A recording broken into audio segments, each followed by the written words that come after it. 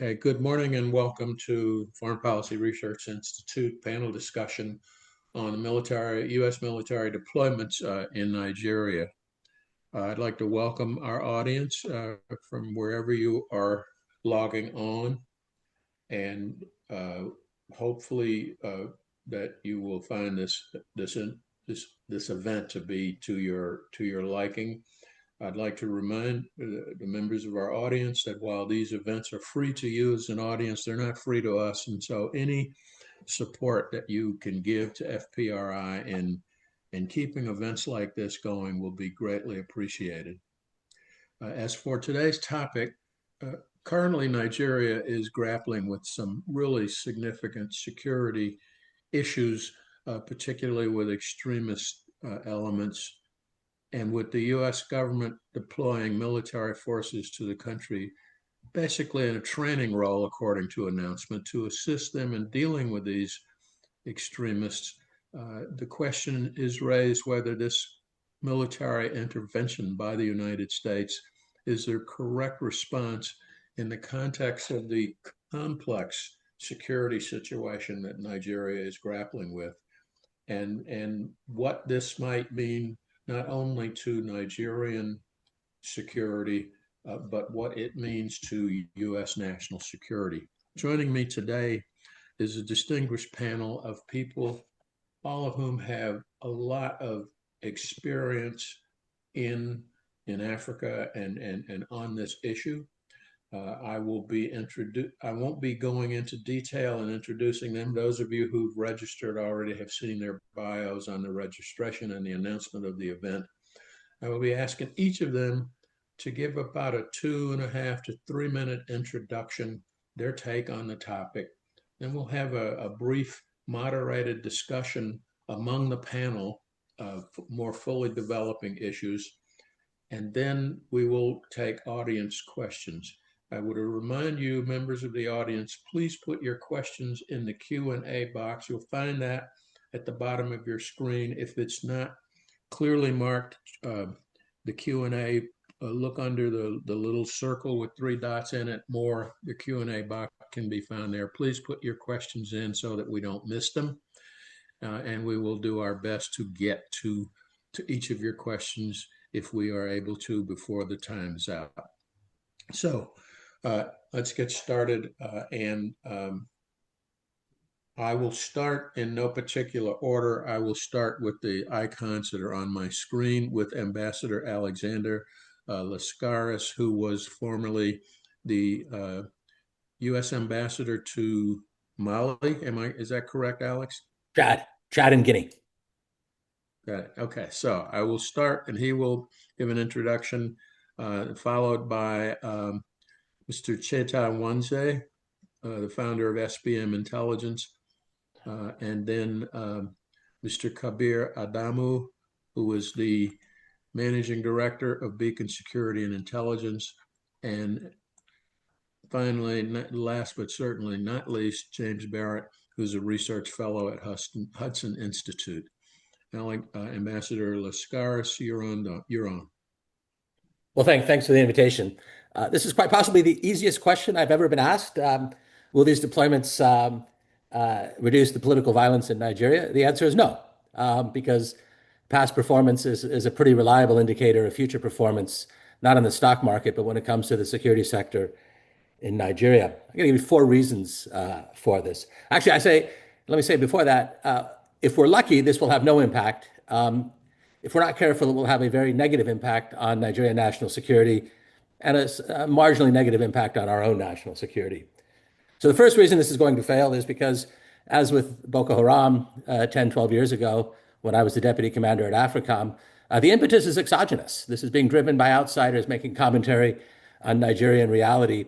The Nigerians are resentful of this, and as was the case with the fight against Boko Haram, there's an element of public naming and shaming from the international community that provokes resistance.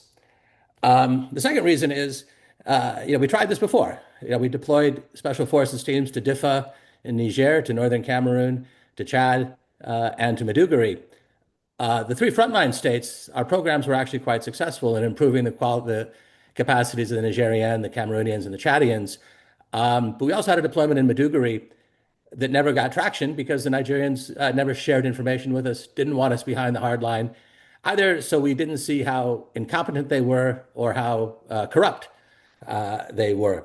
The third reason is the Nigerian army is poorly led, indisciplined. Officers are corrupt. They sell the weapons to Boko Haram.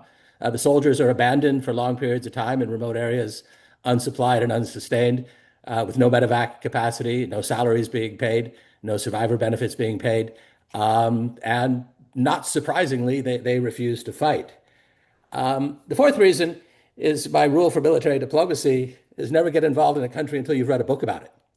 And unless there's been a renaissance in African studies at U.S. Africa Command since I left 12 years ago, no one involved knows anything about Nigeria, and possibly doesn't even care to know enough about Nigeria to carry this off. So what are the downsides here? The downsides is the violence in central Nigeria, and I have Nigerian counterparts here who far more qualified than I am to speak about it, is complex. I think it's driven primarily by resource competition. But by doing this, we're giving everyone with a criminal agenda the ability to seek external legitimacy through a religious narrative that will fuel the crisis and turn something that I think is at best marginally religious into something that is perhaps more religious, and feeding into a broader narrative that somehow the United States is or should be at war with the Muslim world. So that's 3 minutes. I said my piece. Oops. Perfect. I even typed it. Great, great. Thank you. Before we go to Mr. Nwanze, I have to apologize. I have one more member of the panel who I missed because my screen is small and all of the pictures didn't show. Michael Walsh, who many of you in the audience will know, who is a senior research consultant on U.S. foreign policy to foreign governments and multinational corporations and think tanks. Who will be batting cleanup and forth, and I apologize for not including him in the initial introductions. And so now, if Mr. Nwanze, you're on. Thanks and good afternoon. I had some opening remarks already, but Ambassador Laskari's statement, one of the statements he made has basically kind of really eased the scathing nature of what I wanted to say because he has hit something on the head and it's very important. The narrative under which U.S. troops are being deployed currently, that whole narrative of Christian genocide, it's a contrived narrative, and it's not the real problem with Nigeria. It's just one of the things that the security issues are metastasizing into. And basically, when you have a dangerously simplified narrative, just Christian genocide, which does not reflect Nigeria's complex violence, a situation where armed groups have killed roughly equal numbers of Christians and Muslims over the last decade and a half, then you will make mistakes, and the mistakes will end up leaving things worse. So the hope that we can have really is that we don't end up with a situation where every Islamist group from Senegal to the other end of the Sahel in Djibouti find Nigeria attractive because U.S. troops are located in Nigeria. That kind of framing basically makes things worse, and it won't end well for the people of Nigeria itself, who we have our own various internal crises, starting with the fundamental legitimacy of the states. It's one thing that has come across to me with so many Americans that I've discussed with over the years is there's a fundamental misunderstanding of what Nigeria is. Nigeria at the heart is a colonial construct that was created for British convenience, and peoples of different nations were lumped together. The contraption, for want of a better word, did not have legitimacy from within, from the get-go, and we haven't done the hard work of making it have that legitimacy. You can't secure a country properly when the legitimacy is not there. And because the country has not performed very well economically, this has given rise to even more grievances. So Ambassador Laskari said something very critical, which is resource competition. There is a competition for increasingly scarce resources. So consider this. As of independence in 1960, Nigeria's population was 47 million. Today, it's over 200 million. This is in 66 years. GDP has improved, but not to the extent it has not caught up with population growth. So there are more mouths to feed, but per capita, there are fewer resources to go around. This has led to competition, and it gets very easy for that competition to be framed in ethnic or religious terms. That is a fundamental problem that needs to be solved. And going for simplistic narratives simply risks making the crisis a lot worse. Thank you very much. Now, Mr. Adamu. Thank you very much, Charles. Let me start by just doing a very brief review of how we got to where we are. It started in October 2025 when the Trump administration redesignated Nigeria as a country of particular concern. And at that time, I think there was not so much attention here in Nigeria about what that meant. But then immediately after that, we saw different statements by US congressmen, and of course the move to impose some form of sanctions on politicians in Nigeria. And I think with the kind of rhetoric around Venezuela, that created a lot of concern within Nigeria and led to a delegation of Nigerian political office holders and security personnel visiting the US. And I think the summary of it is that there was a de-escalation of the tension. A lot of Nigerians at that point felt that Nigeria could be invaded, and indeed Nigeria was invaded on the 25th of December when military strikes occurred in about 4 locations in Nigeria. And even though there were conversations regarding how those military strikes occurred, it's important to mention that till date, almost 3 months after those strikes, there hasn't been clarification on what role Nigeria played either in supporting those strikes or the effectiveness or not of those strikes. An attempt in the parliament to speak about it was unfortunately quieted down, and so there is no clarification really on whether it was successful. And of course, more importantly, what kind of agreement exists between Nigeria and the United States at the moment. Now, having said that, it's also very important to mention that the Nigerian security apparatus is one that is extremely vast. The impression, for instance, that it is the military that is responsible solely for counterterrorism operation, I think is faulty.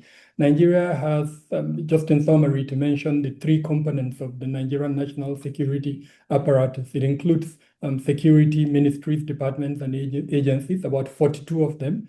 It includes the instruments, strategies, defense policies, and all of that. And then, of course, it also includes the partnership that Nigeria has. And in mentioning partnership, I would like to emphasize the strategic autonomy and the 4D principle that Nigerian foreign policy is relying upon, which means, for instance, Nigeria can partner with the US, but Nigeria can also partner with China, which is what we're seeing at the moment, all in the bid to achieve this strategic autonomy and, of course, to achieve the instruments of the 4D diplomacy. Now, why is this important to our conversation?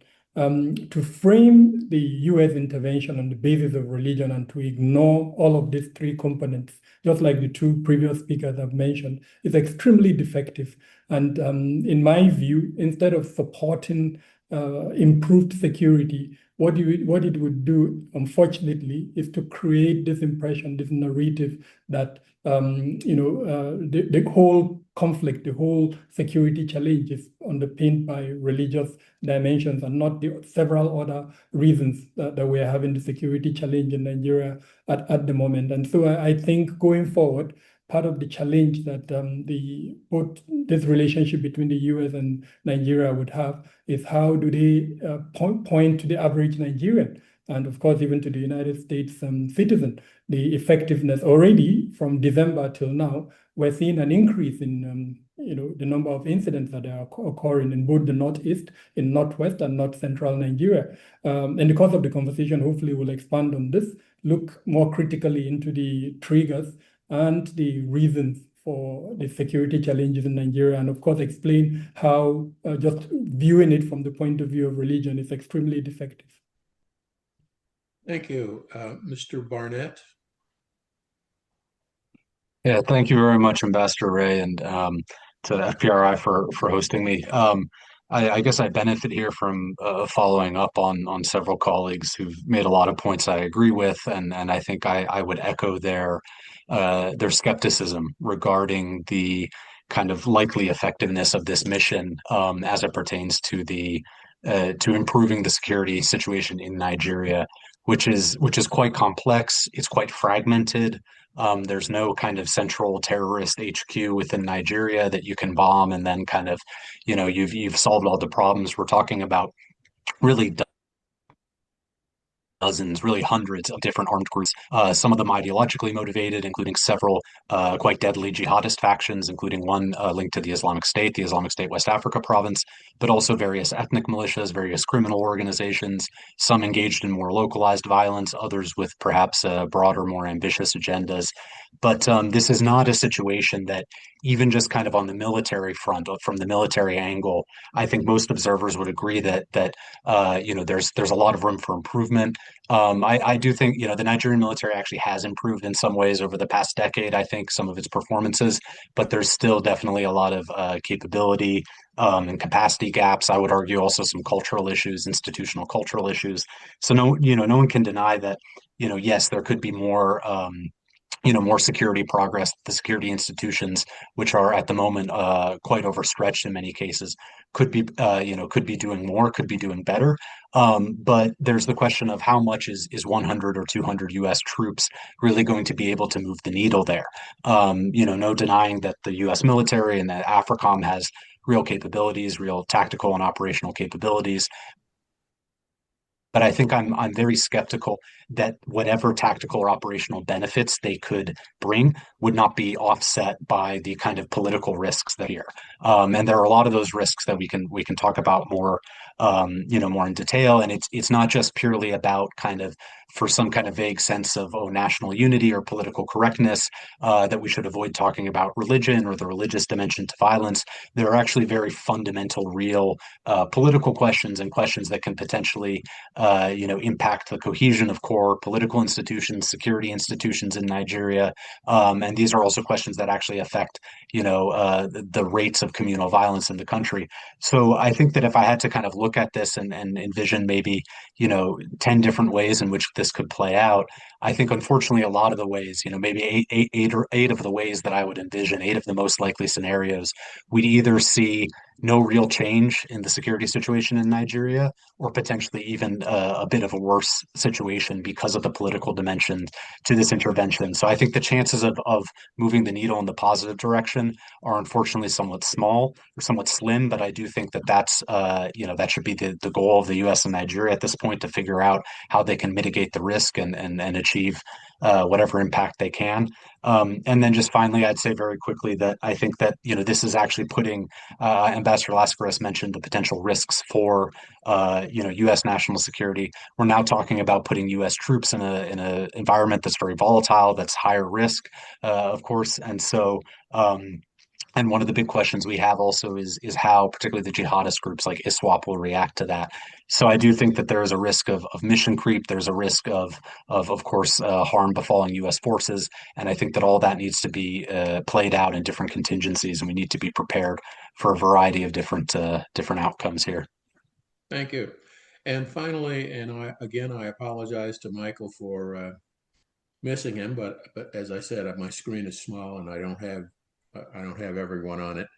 Michael Walsh, who most of you who are return members of the audience are familiar with him. Michael, your intervention or contribution? Yes, thank you very much for having me, Ambassador. As this so often happens when you go last, your comments get torpedoed by the people who go before you. So I'm going to respond to some of the comments that were made rather than provide my prepared remarks.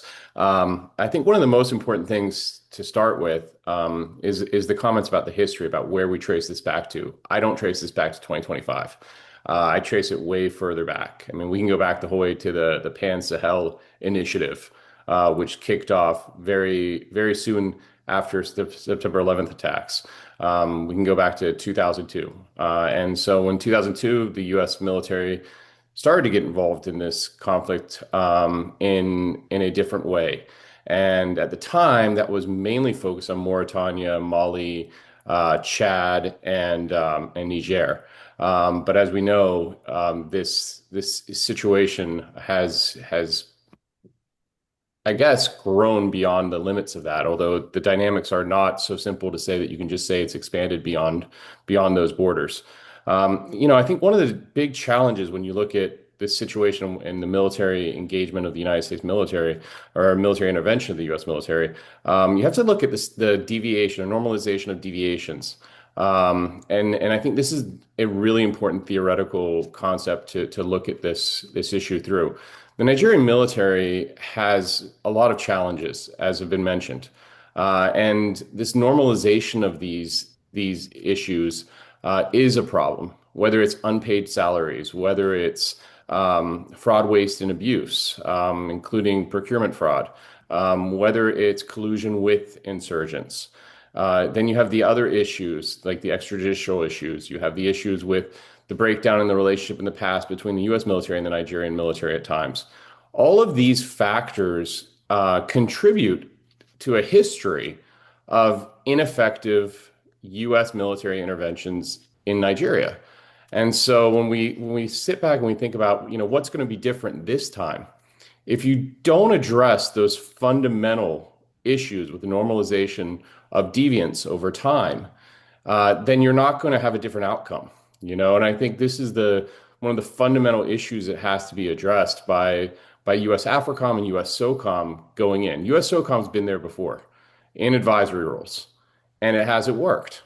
So one would hope that they're approaching this in a different way. And I hope that includes a political military solution, engaging the U.S. intelligence community and engaging the U.S. State Department to try to address some of this normalization of deviance issues. Okay, thank you all. Very interesting points and a lot to chew on. Before we get into a bit of a discussion here, I'd like to remind the audience, if you have questions, please put them in the Q&A and we'll get to them. But before we do, I have a couple of questions of my own, and one I'd like to start with. The comment was made about these past deployments, but from a military standpoint, what's happening in Nigeria cannot be viewed in a vacuum. It is impacted by what's happening in other parts of the world, for example, in the Middle East right now. And I guess what concerns me as someone who spent 20 years in the military and had a lot of deployments during my time is when you put U.S. military on the ground, even when they are in a training capacity, given the current situation with the U.S. In Iran, and the fact that this whole Nigerian situation has been politically painted as a way of preventing Christian genocide, so it could be interpreted by some as anti-Muslim. What is the impact? And I'd like to address this to you, Ambassador Lascaris, the impact on providing security for those U.S. trainers on the ground in Nigeria in this political environment, in this sort of anti-Muslim, pro-Christian, however you want to call it, environment. Is there any evidence that it's been taken into account that these troops, even though they are there in a training role, could become targets? The possibility that they could in fact attract more extremist violence than they are able to help the Nigerians to overcome. What's your view on that? Well, look, we know from unfortunate previous history all over the world that the presence of American troops constitutes a target, and it's a high value target in the information space. Massacring a garrison of Nigerian soldiers will get traction in Nigeria. If Americans, God forbid, were to be killed in this mission, it would obviously resonate deeply, as was the case with the incident in Niger in 2017. I've been out of government for a year, so I don't have any access to anything classified. I have scanned the papers looking for the answer to the question: is this, what kind of deployment is this? Everything I've seen says this is training. The danger is if it gets into advise, assist, and crucially accompany, and particularly if we're putting special operators on the ground. I served alongside the military for 3 years in Iraq. My father was a career Navy officer. I've been around the military almost all my life. I have deep respect for them. But our special operations colleagues are professionals, and they want to get into a fight. And so my fear is always if you deploy that kind of soldier, they're going to want to lean forward and blur the distinction between training and advising, assisting, and accompanying. And I think that will have no strategic impact. I think it'll have a marginal tactical impact. I think for the reasons you laid out, it could have a major political impact back here. But I will say that the constituency that's missing from this panel and this discussion, are the well-meaning Americans from faith-based civil society who've been discussing this issue for a long time. This issue came up 10, 15 years ago, even more, not framed as Christian genocide, but framed as anti-Christian violence in the Middle Belt. And to a certain extent, what's happening is the American system working as de Tocqueville designed it or envisioned it, which is faith-based civil society acting through its elected representatives, getting the executive to take, I think, a misguided action. So to me, the issue is how to change the instructions going to AFRICOM. Because if the military said halt Christian genocide out in the Middle Belt, my question for the U.S. military right now is this a box checking exercise, or is it an exercise in hubris where they think they can actually have a strategic effect? Over. Anyone care to add to that? Well, I can. One thing I would add, to what Ambassador Lascaris had just said, we haven't talked about it, is the political reality of what AFRICOM is facing right now. There's been a discussion in the United States about collapsing the geographic command structure, and that could potentially mean dissolving U.S. AFRICOM and merging it into one of the other combatant commands. And what happens in terms of bureaucratic politics inside the U.S. Department of Defense in that sort of situation is that people are looking for relevance. They're looking to demonstrate to others that they're relevant. So U.S. AFRICOM right now has a bureaucratic political reason to try to demonstrate that it is part of the global major power competition that's happening, and in this context, counterterrorism, and that it's relevant. And so that's one thing I would add. And the other thing I would add is that when we talk about this, we often talk about Swiss cheese model when we talk about why disasters happen. And if we're talking about trying to prevent a disaster in the future, we need to think about what are the layers of that Swiss cheese model that could have holes in it in the future. How do we avoid creating holes, and how do we patch up holes that already exist? And the argument here is that the labeling of this as Christian persecution has created a new hole. And I think that's debatable. I think a lot of faith-based organizations will tell you that the threat is extremely real for them and for their constituents in Nigeria, and that's why they're advocating for this. And so they might disagree that that's putting a new hole in the Swiss cheese. I think other people will say that it is.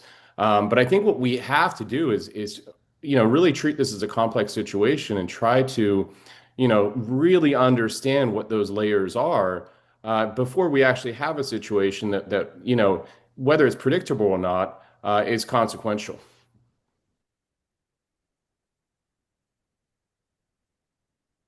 Mr. Barnett, you had a comment to make. You're on.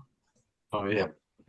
Yeah, thank you. No, I'd just like to add on to what my two co-panelists have said. I think, and I like Michael's framing of this as, in some ways kind of a way to show capability or to show relevance. So I think it is notable that from what we've seen so far, it seems, and particularly with the strikes on Christmas Day, that the U.S. Navy conducted, that the focus of AFRICOM does seem to be on combating the what I would say is the recognized jihadist threat that both the Nigerian government and the U.S. government both see as a threat, and particularly groups like the Islamic State West Africa Province, or ISWAP, which a lot of Western governments are very worried about, is kind of becoming more integrated into the global Islamic State network and becoming a more important affiliate within there.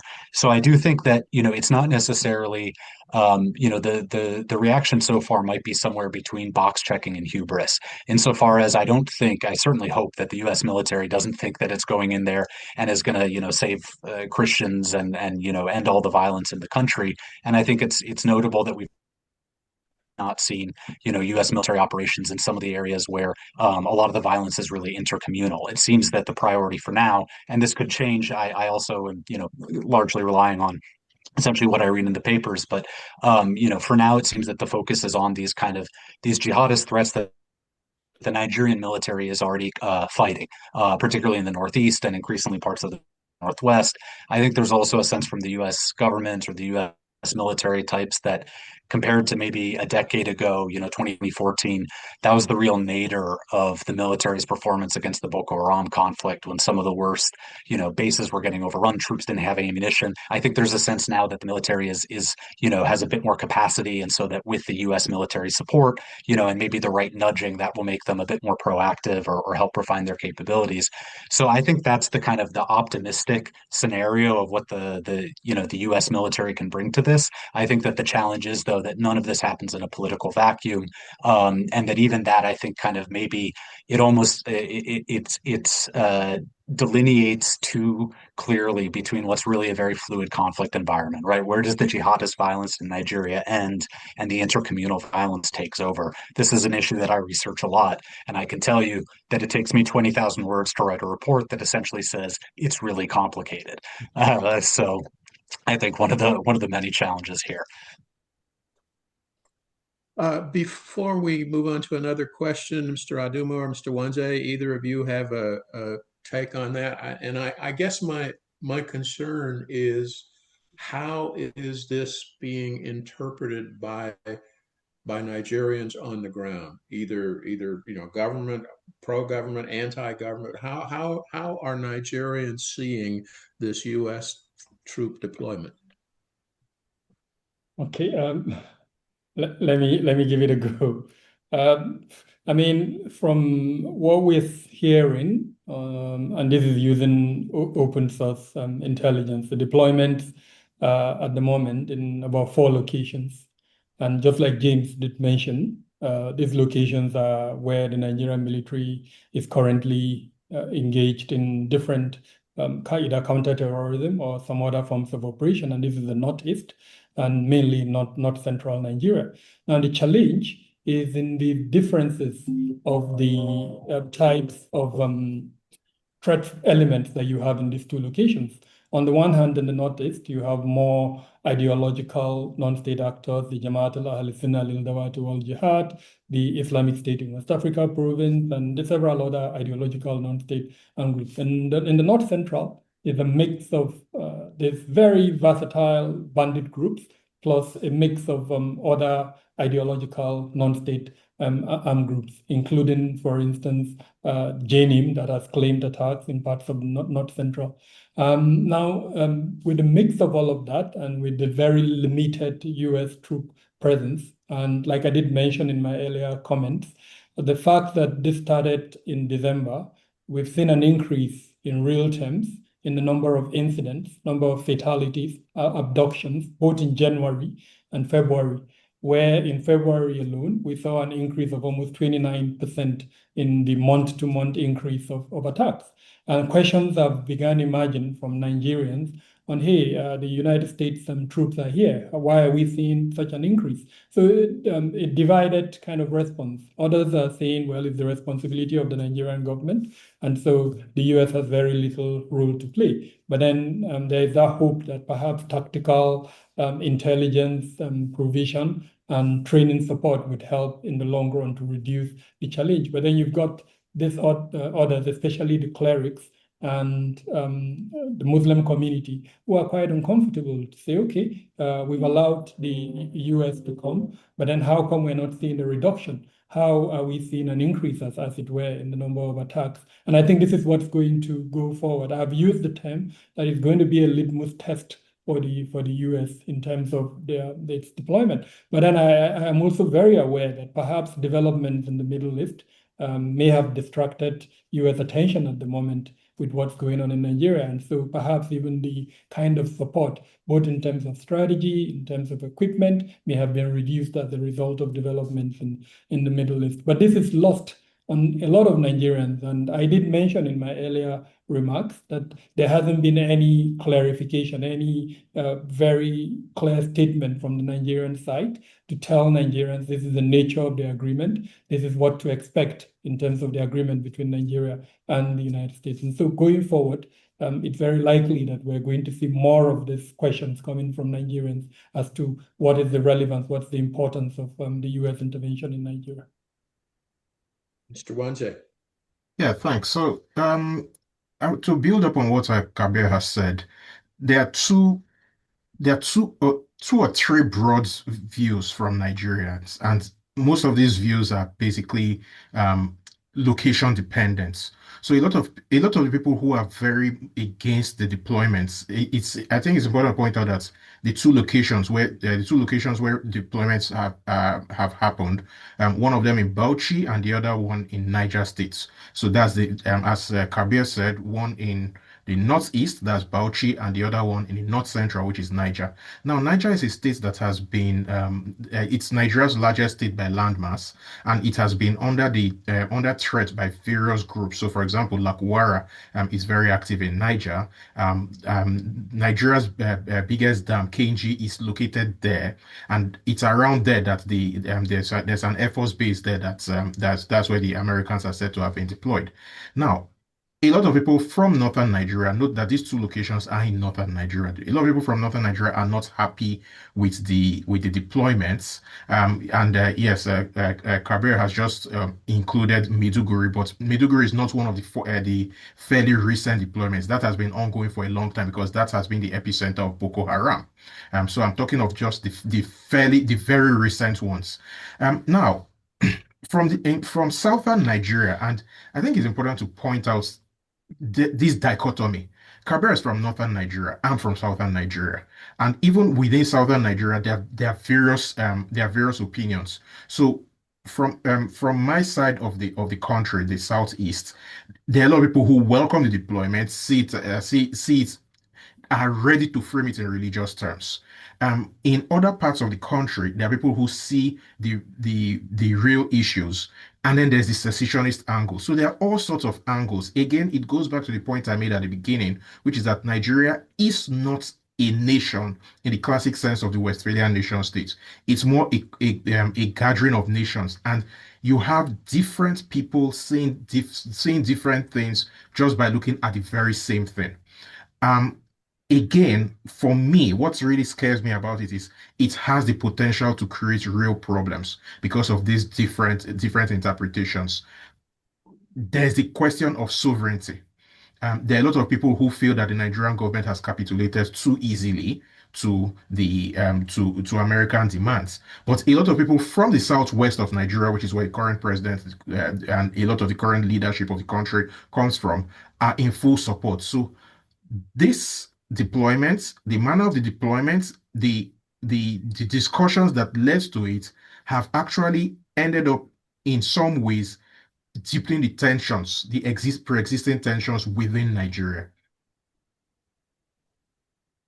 I'd like to sort of broaden our lens a moment, and just in the headlines, there's this issue of the closing of the Straits of Hormuz and cutting off 20% of the world's petroleum supplies. And I read in a news site, I think from South Africa, that some of the countries being hardest hit by that are countries in Africa who depend on these shipments for their power. With Nigeria being a petroleum exporting country, how is that impacting? How is the situation in Iran and the current global petroleum situation impacting Nigeria? And in turn, how is that impacting Nigeria's dealing with its extremist problem? And since I have you on my screen, Mr. Nwanze, why don't you take a crack at that first? Okay, thanks. No, that's it's actually a very interesting question because this is the first time in Nigerian history that external oil shocks are affecting us. Up until 2023, we had something called a petrol subsidy. So Nigerians use petrol a lot because we have epileptic power supply. The average Nigerian has petrol-powered generators at home to help supplement with public power supply. So we use a lot of petrol. Um, Now, up until the end of May 2023, we had a subsidy, which meant that we were largely insulated from oil shocks. That's gone now. So what has happened is in the last 2 weeks, petrol prices have gone up by about 13%, which is 13% in 2 weeks is a lot. And people are kind of coming to terms with that. So there's that potential elements of what is happening in Iran causing some form of social unrest in Nigeria. Bear in mind that inflation remains quite high. Officially, it's 14%. The real feel is in the mid 20s. So that's one. Number two, there's also the religious angle. So we have a movement, and I would let Kabir explain that better. We have a movement, the Islamic movement of Nigeria, which is a Shiite movement. They have been under the cosh, for want of a better word, from the Nigerian government at least since 2015. But they have already held protests in support of Iran. If the Iranians are able to, over time, frame this whole thing more in Christian versus Muslim terms, or the rest of the world versus Muslim terms, there will be a tide that will turn. At the moment, that has not happened, and the Nigerian government, I think, has played this quite well diplomatically. So they haven't come out in support of either the US and Israel or Iran. They've just made the neutral noises about bringing the problem down.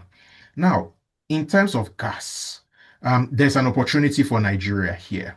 The opportunity is quite huge because in petroleum terms, Nigeria is seen as a gas province that has some oil. If the straits remain closed for a while, and I think that for the foreseeable future, the straits will at the very least remain threatened, that's an opportunity for Nigeria to actually sell some gas and bring in some much needed revenue. Because in my opinion, at the core of the problems that we have in Nigeria at the moment is the economy. Nigeria's economy was growing quite well, and you could see that we had relative peace in the country when we had the fastest economic growth in our history between 2003 and 2007, and then the knock-on effects of that, which lasted up until about 2010, 2011. Of course, there were issues, but those issues were constrained because people saw a future.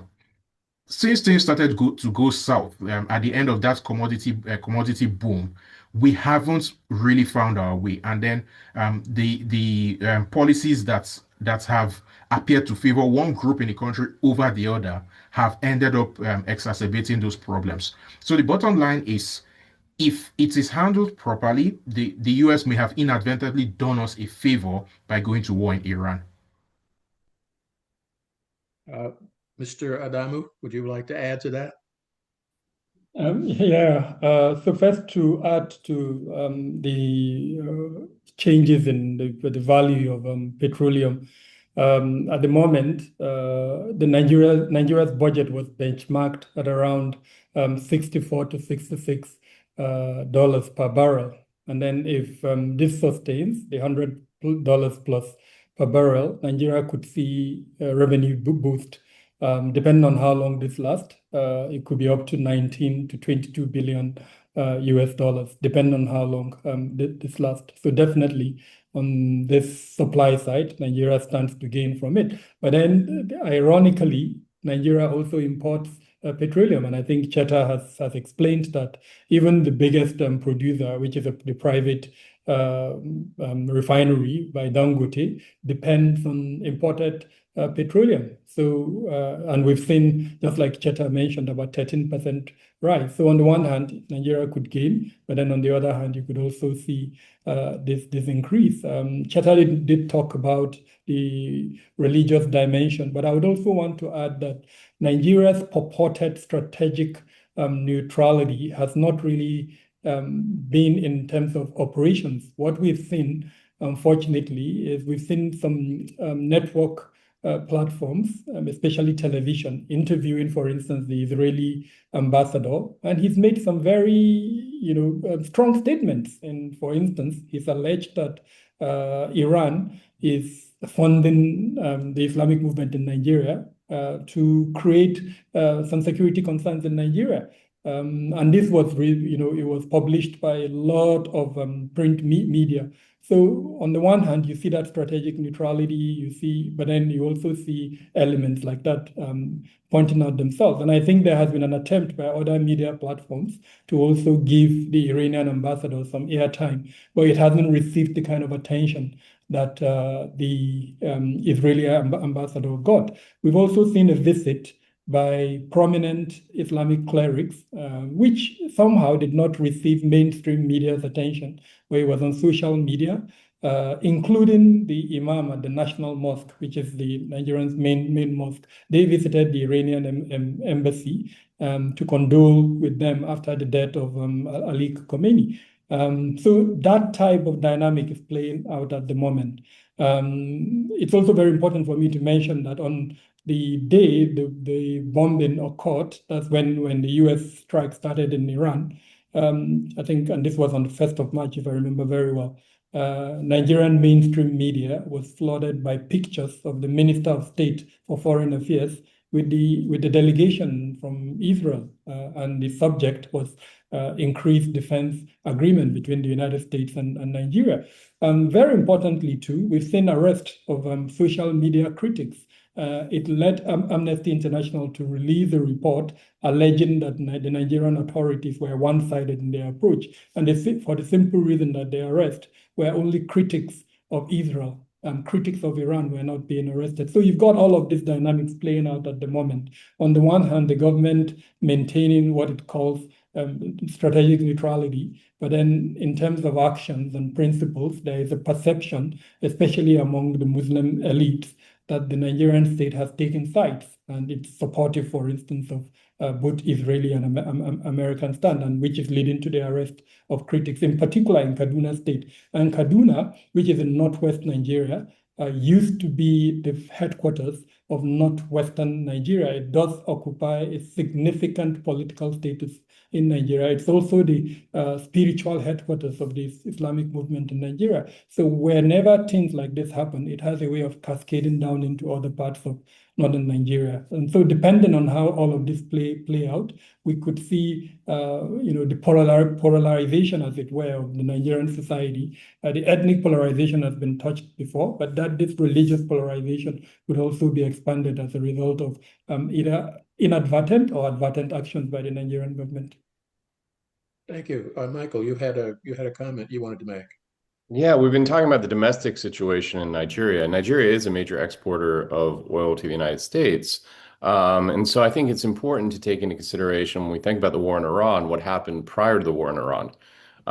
We had these other events, one of them being Venezuela, another being the military strikes on Nigeria. And these are both major oil exporting countries. Venezuela is really interesting because when the war in Iran is over, Venezuela will endure as a issue in U.S.-Nigeria relations independent of that conflict. One of the things that the president was trying to argue prior to the war in Iran, which has kind of gotten muddled now because of what's in the news instead, was that, we were going to go into Venezuela and there's going to be a significant amount of oil coming out of Venezuela and going into U.S. refineries. And the U.S. was going to help control where else it went. And so I think it's really important to think about, how does that compete with Nigerian oil in the future? Because there's there's going to be competition now in a way between Venezuela and Nigeria that hasn't existed before. There's also going to be cooperation between Venezuela and the United States moving forward on other issues. And one of those issues is potentially going to be on the issue of transnational cartels. These are the South American cartels. And there are links between non-ideological groups in Nigeria, especially criminal syndicate groups, and South American cartels. And that's going to be an issue as well, because one of the things the U.S. has been very concerned about under the Trump administration is to try to crack down on these cartels. And so any nexus that it has to Nigeria is going to become an issue. And there's going to be information that the Venezuelan government will be able to share with the U.S. that will be effective at trying to fill in some of the gaps in knowledge we have about that relationship. So I think when we think about the war in Iran, we have to look beyond just, what's happening in the Straits of Hormuz right now and what impact that's having on oil markets. It's obviously boosting the price of oil, which helps Nigeria. And one of the things that might do is it gives motivation to the Nigerian government to prevent anything that will threaten that oil supply moving forward. And so that will be one of the things I think which the U.S. government will try to leverage in trying to get this military deployment to be effective. To say, look, you have billions of dollars in revenue here that are potential revenue that you can generate over the next couple of months. You want to protect that revenue, and one of the risks of that revenue is this extremist violence that's happening in your country. And so I think that's going to be an issue. But I actually think long term, this issue with Venezuela and this issue with global energy markets and how the U.S. is potentially going to be able to diversify away from Nigeria even more will be an important factor as well. Okay, thank you. We have one question. It's a long question, so I will try to summarize it, and then we can see who might want to try to answer it. It says, the questioner says, as far as I know, quite a number of Nigerians don't trust their government. And while not justifying insurgents, how can U.S. troops help rebuild what's been broken? Good question. Let's go back to Ambassador Lascaris and start, and then we can just sort of work our way through. I mean, I think the short answer is they can't. I mean, what the audience member is describing is a civil affairs challenge. And the point of civil affairs is precisely to build trust between militaries and civilian populations. And, one of the questions I always asked of any insurgency in the AFRICOM AO was, do civilians in danger run towards the military or away from the military? And my experience, at least in northeast Nigeria in the Boko fight, was that civilians were inclined to run away from the military. And as long as that's the case, you can't build which doesn't exist, which is fundamental trust between the Nigerian people and their security services. Over. Let's see. Who wants to take an additional whack at that? Okay, I'll go here. Yeah. I mean, Ambassador Lascaris has said it very clearly. You can't build on that which doesn't exist. It goes back to my opening remarks. Basically, the fundamental problem with Nigeria is the fact that that Nigeria was not built organically out of from an agreement of the constituent parts of the country. So using Dr. Adamu here, Dr. Kabir, who is here with me, I'm Nigerian, he's Nigerian. We carry the same passports, but we're from different parts of the country with different histories. And one day in 1914, we were just put together by fiats. And what we haven't done as a country, I think Nigeria's original sin is that we did not change that paradigm. Nigeria was created as an extractive state for the interest of the British Empire, and we didn't change that paradigm in 1960. So there's a trust problem. I did mention during one of my statements that there's quite a bit of support for the president's approach from the southwest of the country, because the president is from the southwest. I dare say that if the presidents were from, say, the southeast or the south-south or from the north central, and he was taking the same approach, people from the southwest would have been more critical. That is a fundamental problem. That's a problem that U.S. troops cannot fix. Now, having said all of that, Nigeria is here to stay, at least for the foreseeable future. There's been a lot of intermarriage. For example, I'm married to someone from another part of the country where the country is not going away. So we need to learn how to make it work. And I'm of the firm opinion that that the moment things begin to improve economically for the majority of Nigerians, a lot of these problems will begin to go away. It's a problem it's a problem of people fighting for resources in a diminishing pot, and that's the fundamental problem that we have to fix. Okay, thank you. So we have two more comments, and then we'll try to get one last question. Mr. Barnett and then Mr. Aduma. Well, thank you very much. I'd echo the points of the of Cheta and Ambassador Lascaris. I think particularly in trying to kind of understanding the scope of the nation building challenges in Nigeria, I think that that's really critical for anyone that's trying to, now get involved in the country to understand how kind of divided it is on many issues. I also think that in some ways, Cheta was mentioning that, for example, the Southeast, people from that region are more supportive of the intervention so far than those in the North, and that absolutely, we see that on social media. I see that in my own interactions in my own time in Nigeria.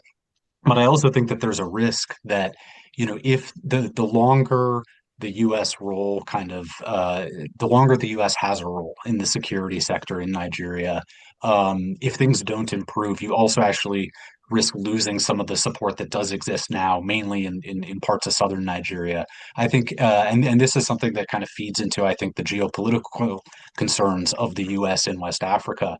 A number of figures some prominent kind of social media figures and journalists who were, I would say, in some ways quite supportive of, or in some ways aligned with President Trump in his first administration on things like the country of particular concern designation in Nigeria.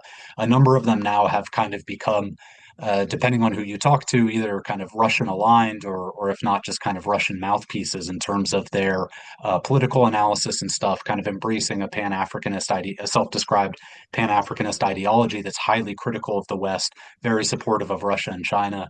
So I do think that one of the concerns also is managing expectations, even within that subset of the population that is maybe more optimistic about the U.S. military role. And that's, of course, to say nothing of the large portion of the country, particularly in the North, that does see this in sectarian terms, that I think is very critical or very skeptical, at least, of the U.S. military intervention. Thank you, Mr. Adamu. Thank you. I just want to build on the point around trust. I think two of the co-panelists did talk about, how do you build on something that does not exist?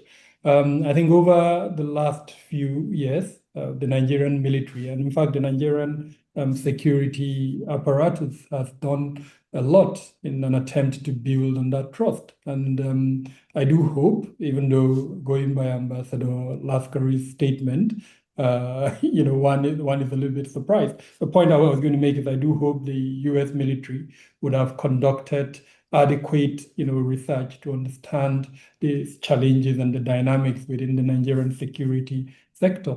I would love to see emphasis on security sector governance. I would love to see emphasis on security sector reform. The U.S., given the kind of influence it has, and it does have influence, both on the president and on some of the security sector leadership, in particular the National Security Advisor, whose position that has been elevated almost beyond the cabinet position in this current administration. But then if you look at the reality of security sector governance, there are so many gaps that if the US was going to kind of, in a very subtle way, nudge the Nigerian government, we would see more progress in terms of proper security sector governance and maybe even effort in security sector reform. None of that kind of conversation is going on at the moment. So I do hope as we progress, and given the fact that there's a working group in place between the two countries, this would become part of the agenda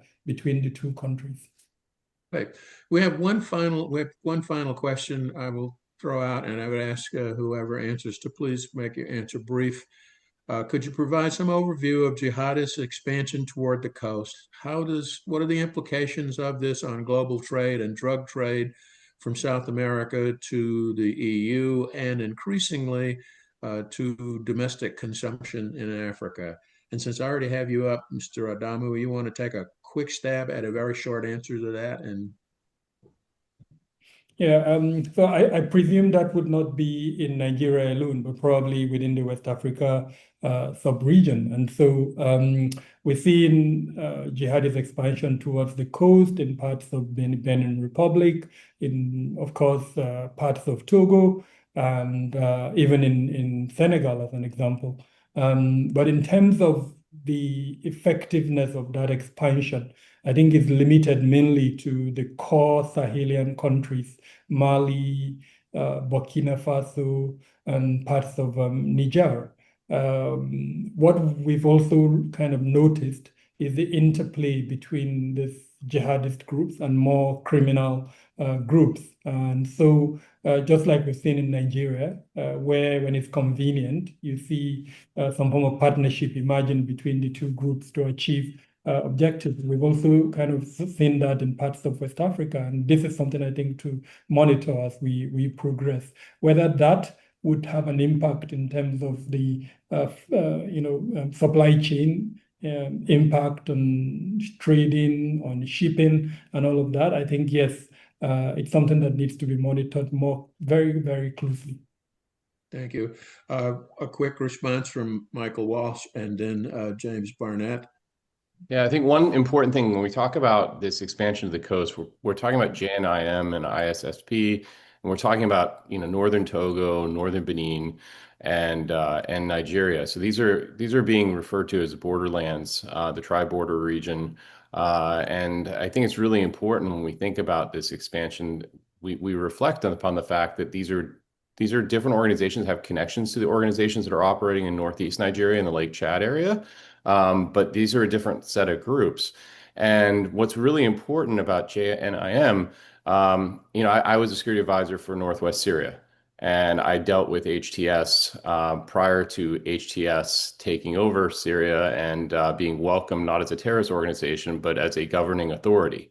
And one of the things HTS did really well from the perspective of countering the Assad regime was that it took a different approach. It didn't focus on major attacks. It focused on building governance structures and setting up, long-term enduring structures in the community for political and social reasons. And JNIM is doing that in that region.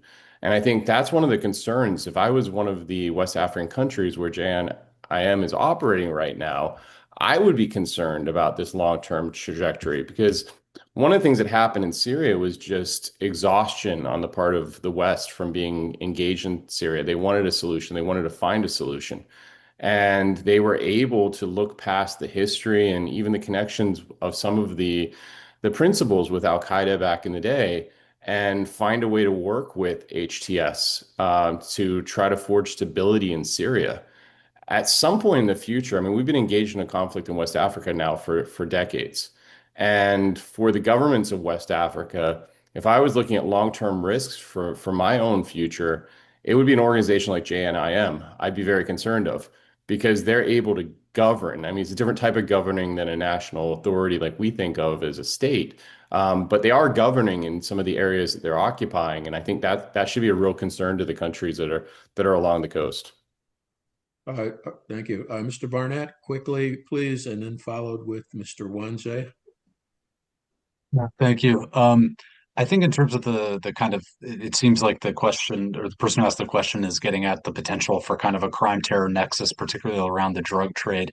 I think, looking at the broader West Africa region, maybe on a 3 to 5 year time horizon, there's a lot of potential risk there, I guess, and over that kind of wider region and that time frame, it's hard to say what could happen. And so I think that it's worth being concerned about, particularly the way that we've seen JNIM being a very dominant economic actor in other illicit economies in parts of the coastal West African states. I would just say, though, in terms of kind of where things stand in Nigeria now, while jihadist groups are expanding, particularly kind of south, westward and to some extent southwards, the main kind of criminal actors that they're involved with, these so-called bandits that dominate much of northwestern and north central Nigeria, aren't particularly involved in the drug trade themselves. They're involved in more of cattle rustling, kidnapping, illicit mining. Um, even kind of extorting villages and kind of collecting levies on farmers. So I don't see in the current kind of in the current picture, much of say a jihadist drug nexus in Nigeria, and probably not in the immediate future either. Though I guess as the illicit economies and the jihadist groups themselves evolve, and as Nigeria experiences more spillover from perhaps JNIM and IS Sahel, it's good to kind of keep an open mind about it, if you will, and to monitor the situation, as Dr. Kabir suggests. Okay. And finally, Mr. Nwanze. Okay, thanks. James has said a lot of what I wanted to say, but I draw different conclusions from him because we're seeing evidence of some of these groups, not and this is not the jihadist groups, but criminal networks in southern Nigeria already beginning to manufacture drugs in southern Nigeria. So it's when I look at, for example, when I think through what happened in Afghanistan, where the Taliban got involved in the poppy production and all of that stuff, I see the possibility of a leap. And I think that it could happen within the next half decade to a decade, for the simple fact that again, there's a lot of money to be made. This is a new route to market for the European markets, so the incentives exist, and when incentives exist, people will act according to those incentives. And finally, one last comment from Ambassador Lascaris. Yeah, thanks. This is what DoD and others call the threat to the littoral, which I actually think is overstated. And the experience here, when Boko Haram was at its high water mark in 13 or 14, started expanding into the Goza Hills region of north central Nigeria, and the local populations rejected them and ran to the security forces to report on them, and it didn't last very long. And the lesson I take from that is these movements are rooted in the cultural geography of their home areas and the issues of their home areas. The notion that they can transplant into a completely different cultural geography, I think is somewhat alarmist. Over. Thank you. Okay, I want to thank all of our panelists for some very enlightening comments and contributions. I want to thank the audience for hanging in with us. And it's a surprise. We actually got all of our questions done, but we didn't have many. And I want to thank you all for being with us. We will be doing this again next month. There will be an announcement out shortly for those who would like to come back and try again. And a reminder that the recording of this event will be on FPRI's YouTube channel within about 24 to 48 hours. You feel free to share it with your social media and other networks as widely as you can. And again, thank you all for coming. I solicit your support for FPRI's Africa program and wish you all a good day and a good week.